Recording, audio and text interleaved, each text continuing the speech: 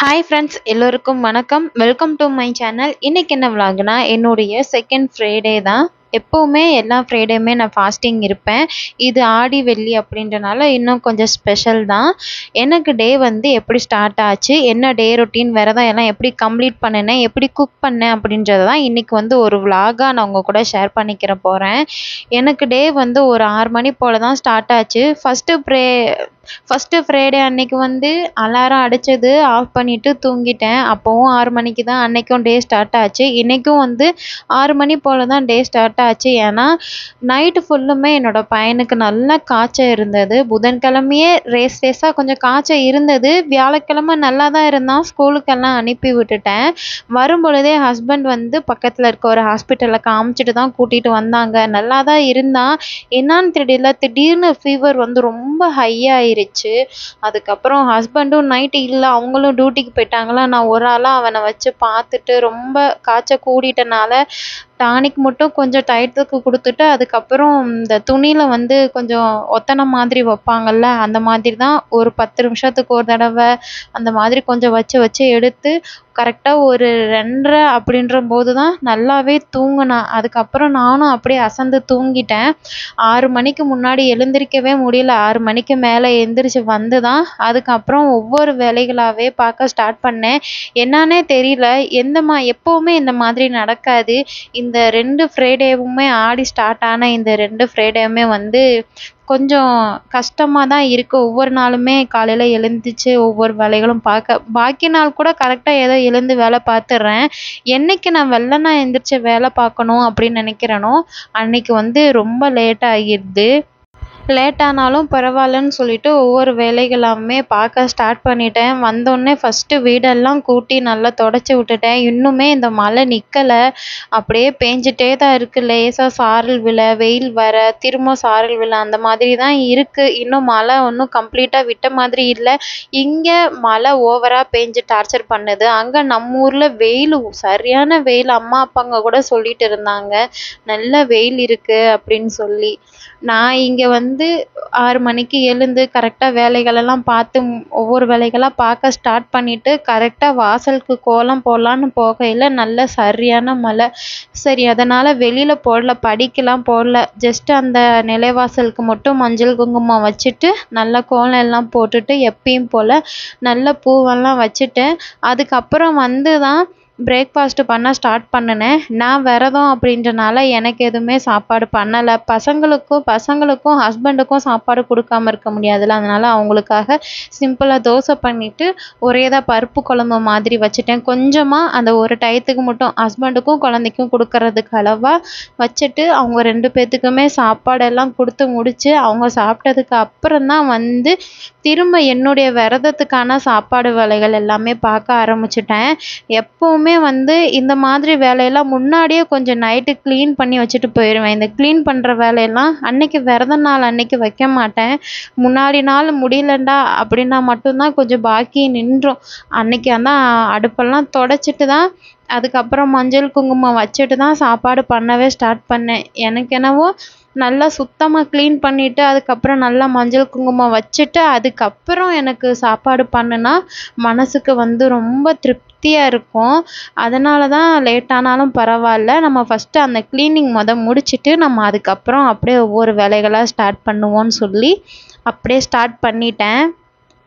First சாதம் வச்சுட்டு அதுக்கப்புறம் வந்து சாம்பாருக்கு காயெல்லாம் கட் பண்ணி சேர்த்தாச்சு. எப்போவுமே பருப்பு தனியாக காய் தனியாக வேக வச்சு அதுக்கப்புறம் சாம்பார் பண்ணுவேன். இன்றைக்கி வந்து டைம் கம்மியாக இருக்கனால பருப்பு காய் எல்லாமே ஒன்றா போட்டுட்டு எல்லா மசாலுமே போட்டு பெருங்காயத்தூள், வத்தத்தூள், அதுக்கப்புறம் வீட்டு மிளகாத்தூள், மிளகு, சீரகம், வெங்காயம், தக்காளி, பச்சை மிளகான்னு சொல்லி எல்லாமே சேர்த்துட்டு மொத்தமாக அப்படியே ஒரு கலவை சாம்பார் மாதிரி ரெடி பண்ணி அப்படியே வச்சுட்டேன். ஒரு 3லேருந்து 4 விசில் விட்டுட்டு வந்ததுக்கப்புறம் இறக்கி வச்சுட்டு புளி மட்டும் ஊற்றி ஒரு தடவை கொதிக்க வச்சு தாளித்து விட்டுட்டோன்னா சாம்பார் வந்து சீக்கிரமாக ரெடி ஆயிரும். இதே இது கொஞ்சம் டைம் கிடச்சதுன்னா பருப்பு தனியாக வேக வச்சு காய் தனியாக வேக வச்சுட்டு அதுக்கப்புறம் தான் மசாலா எல்லாமே சேர்த்து புளியெல்லாம் கரைச்சி ஊற்றி அதுக்கப்புறம் தான் தாளிப்போம். இன்னைக்கு வந்து டைம் கம்மியாக இருக்கனால அந்த மாதிரி பண்ணிட்டேன்.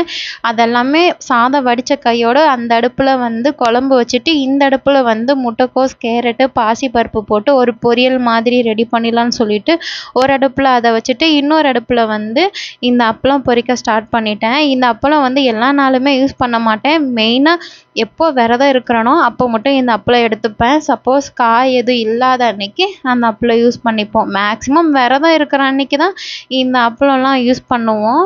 அதுக்கப்புறம் சைடில் குழம்புமே ரெடி ஆயிருச்சு.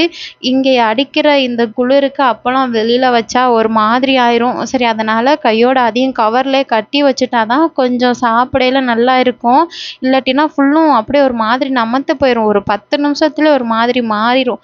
அதனால தான் கையோட கவரில் கட்டி வச்சுட்டேன். சைடில் வந்து பருப்பு, காய் எல்லாமே நல்லா வெந்து வந்துருச்சு. இதுக்கப்புறம் வந்து இதுக்கு நம்ம புளி மட்டும் கரைச்சி ஊற்றி ஒரு ஒரு ஒரு கொதி வர விட்டால் போதும்.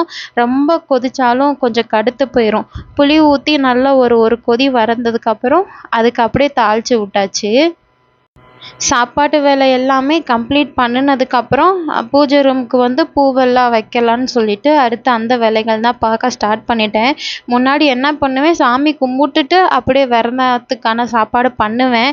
இன்னைக்கு கொஞ்சம் லேட்னால ஒரே தான் சாப்பாடு எல்லாம் ஒன்றா பண்ணிட்டு அப்படியே வச்சுட்டு அதுக்கப்புறம் நம்ம சாமி கும்பிடலாம் அப்படின்னு சொல்லிட்டு அப்புறம் தான் தீபம் ஏற்றினேன். பூவெல்லாம் வச்சுட்டு கொஞ்சமாக இன்னைக்கு வந்து ஸ்வீட்டுக்கு வந்து கேசரி பண்ணியிருந்தேன். லாஸ்ட் டைம் வந்து சாதம் இதே மாதிரி தான் சாதம், கேரட், முட்டைக்கோஸ் போட்ட ஒரு பொரியல், சாம்பார் வச்சுருந்தேன். போன தடவை ஸ்வீட் எதுவும் வைக்கல. இந்த தடவையாவது கொஞ்சம் கேசரி பண்ணலான்னு சொல்லிட்டு கொஞ்சமாக கேசரி பண்ணிவிட்டு அதுக்கப்புறம் வந்து வழக்கம் போல் முட்டைக்கோஸ் பொரியல், சாதம், சாம்பார் அப்படின்னு சொல்லி அன்னைக்கு எப்படியோ சாப்பாடெல்லாம் நல்லபடியாக பண்ணி முடிச்சிட்டேன். அதுக்கு இடையில வந்து தேவகுட்டிக்குமே இன்னும் லைட்டாக ஃபீவர் இருக்குதான். அப்பப்போ அவனுமே பார்த்துட்டு அவனுக்கும் டானிக் எல்லாமே கொடுத்துட்டு பார்க்குறேன். எப்படி தான் ஃபீவர் வருதுன்னு தெரில. கொஞ்ச நேரம் நல்லா இருக்கான். அப்புறம் ஒரு மணி நேரம் கழித்து பார்த்தா அப்படியே சடனாக ஒரு ஹெவி ஃபீவர் வந்துடுது. டாக்டர்கிட்ட கேட்டப்போ சொன்னாங்க குழந்தைங்களுக்கு அப்படி தான் இருக்கும். இப்போ வந்து கிளைமேட் சேஞ்ச் ஆகுறனால அந்த மாதிரி இருக்குது. நீங்கள் சிரப்பை மட்டும் கண்டினியூவாக கொடுங்க, வேறு ஒன்றும் பண்ணாது, சரியாயிரும் அப்படின்னு சொல்லிட்டாங்க. நானும் அந்த மைண்டில் வேலை பார்த்துக்கிட்டே இருந்தாலும் அது ஒரு பக்கம் ஓடிட்டே தான் இருந்துச்சு. தேவகுட்டிக்கு இப்போ ஓரளவுக்கு நல்லா தான் இருக்கான், சரியாயிரும் அப்படின்னு சொல்லிட்டு சாமிக்கிட்டேயும் வேண்டிக்கிட்டு என்னோட விரத சாப்பாடு எல்லாமே நல்லபடியாக படைச்சு சாமிக்கிட்ட முன்னாடி வச்சு நல்லா தீபம்லாம் ஏற்றி தீப தூபம்லாம் காமிச்சு நல்லா மனசுக்கு நிறைவாக சாமி கும்பிட்டாச்சு. என்னதான் எழுந்தது லேட்டாக இருந்தாலும் எத்தனை மணி ஆனாலும் இந்த வேலை பார்க்காம நான் இருக்க மாட்டேன். ரொம்ப முடியல, எனக்குமே உடம்புக்கு முடியல அப்படின்னா மட்டும்தான் அவாய்ட் பண்ணிடுவேன்.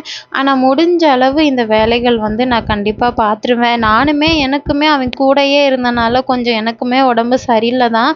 நானுமே ஒரு பேராசிட்டமால் டேப்லெட் போட்டுட்டு தான் ஒவ்வொரு வேலைகளும் பார்த்துட்டு இருந்தேன். இப்போ என்ன பிரச்சனைனா ஒருத்தனுக்கு வந்து முடிஞ்சிருச்சுன்னா அப்படியே இன்னொருத்தனுக்கும் அந்த ஃபீவர் வந்துடுது. அதனால் அதிக்குட்டிக்குமே இப்போ ஒரு டைம் வந்து கொஞ்சமாக அந்த பேராசிட்டமால் சிரப்பு வந்து கொடுத்துருக்கேன். ஏன்னா லைட்டாக அவனுக்குமே கொஞ்சம் ஃபீவர் வர மாதிரி தான் இருக்குது. அவனுக்கு கொஞ்சம் லைட்டாக ஒரு 2 ml அளவுக்கு வந்து கொடுத்துருக்கேன் அவனுக்கும்.